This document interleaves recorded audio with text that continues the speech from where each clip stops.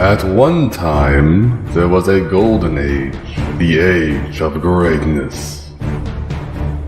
Then there were the forgotten times. But now, we're in an age of darkness. You're all hate!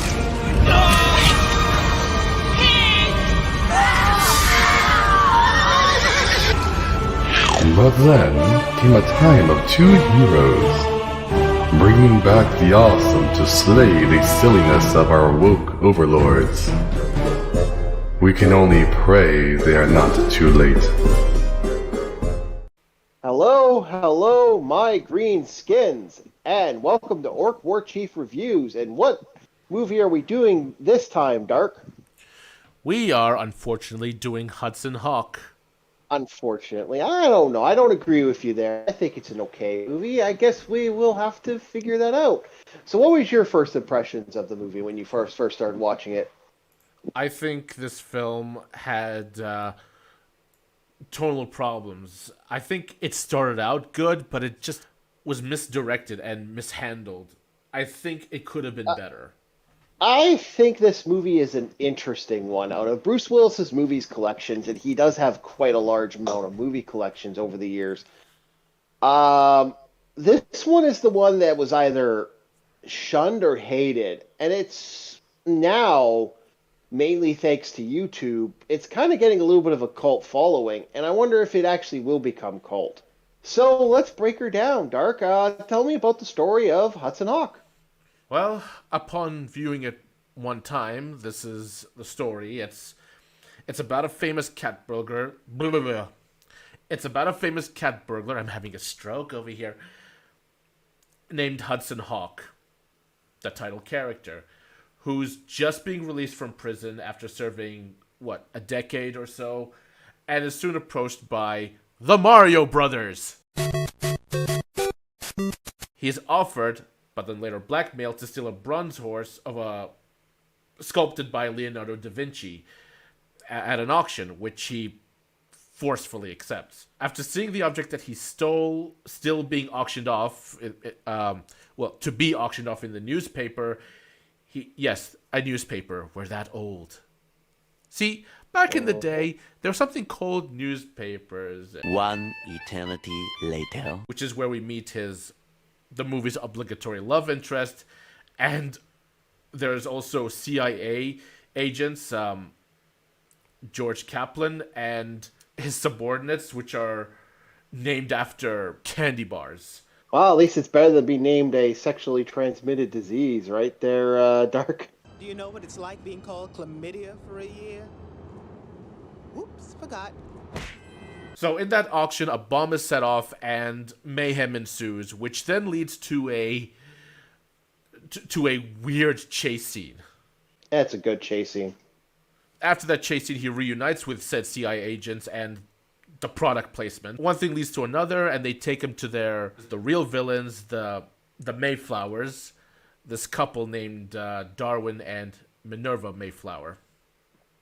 And then they try to blackmail him into stealing more of Da Vinci's artifacts because each one contains like a piece of a magical crystal star that they need to power a device that uses alchemy to turn lead into gold. And throughout the film, as he's gathering them, there's a lot of humor, over the top, very surreal moments, and just zany, wacky, and even some musicals here and there sprinkled throughout. So, yeah, that's the general plot of the movie. So what did you think of the scene work of this movie? And this is where we're going to get into that uncanny valley. What did you think of that? I think the scene work is pretty good. There are some nice shots. The cinematography is fine. But I think that's where my praise for the movie kind of ends at this point. I would have to say it's this weird uncanny valley. We get scenes where we have ourselves Hudson Hawk jumping off a building after performing the heist, after a very fun musical number. And like he lands in a chair and meets the mob boss for the Mario Brothers.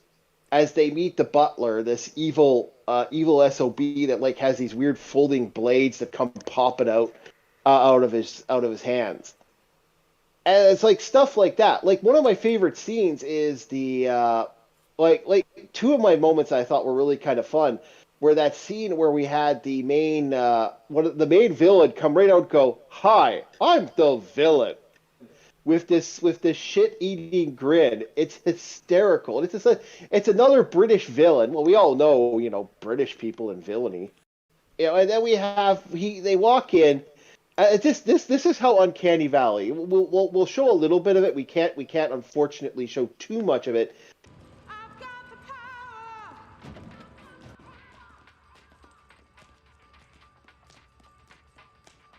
Ladies and gentlemen of the board, and Minerva, let's give it up for Hudson Hawk.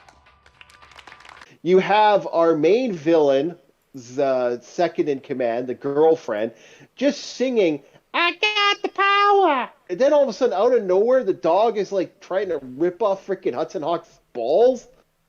It's just this weird scene.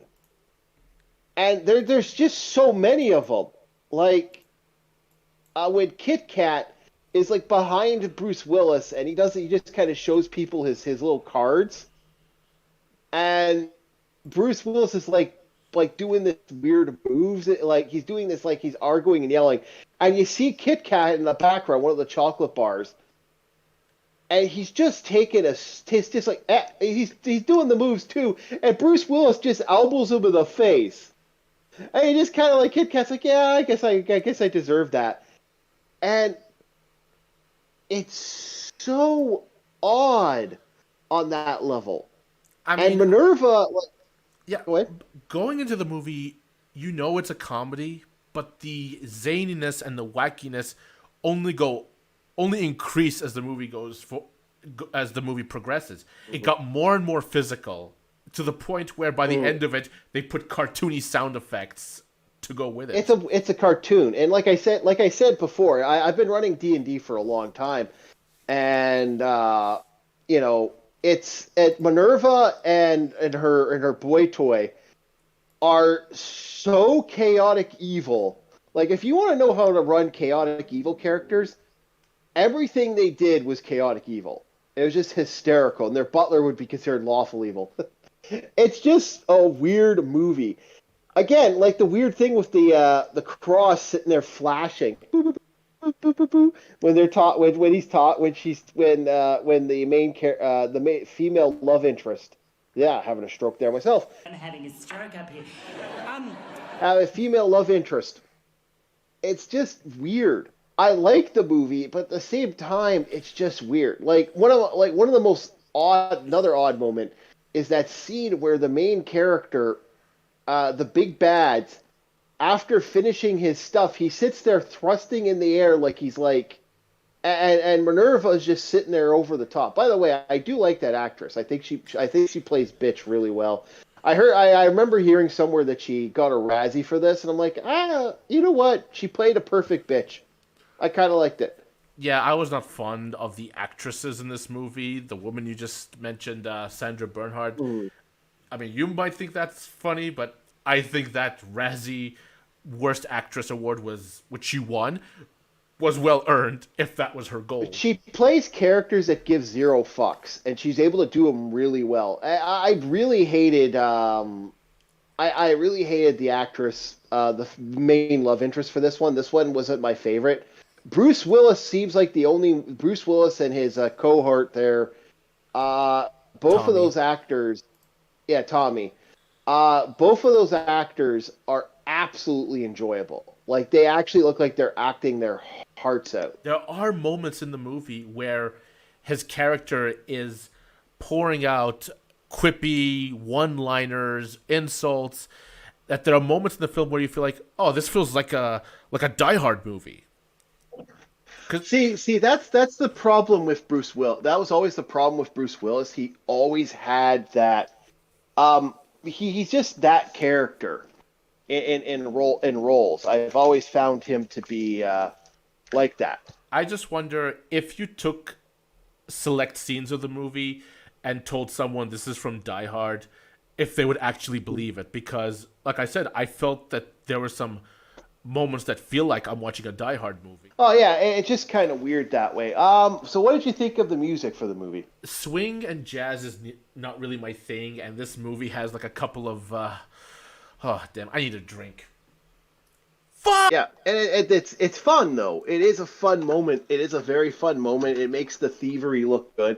It's also like still like it's absolutely silly. You're supposed to be doing a job where you're trying to be quiet, and you hear a guy like, you know, would you like to be a fish?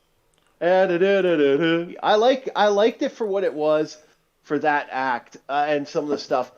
But what are you going to give this one, Dark? I'm gonna give this a 5.5. I'm going to give this a 5. Yeah, about that right for me. Maybe close to a 5.9. It's almost a 6. So yeah, so that's the big question is, do you think this will become a cult classic? I actually think, due to YouTube doing its due, I think this might be a cult classic. What do you think, Dark? It's possible, but from where I look at it, as this movie has been around since 1993. It came out, I believe, 1992, 1993. So it's nearly 30 years old. And if it hasn't become a cult classic by now, then it's not going to be one. I would say, and I will say, John Carpenter would prove you wrong there. And, because he's got quite a few of his movies that are considered cult classics now that were not originally. But yeah, so that is our review of Hudson Hawk. I'd like to thank everybody for this one. That those who enjoy our reviews, please like, subscribe, share these videos, because YouTube doesn't like us. I've noticed. Of course not. So yeah, like, subscribe, and next video we'll be doing a interesting Jack Nicholson movie where he plays the devil.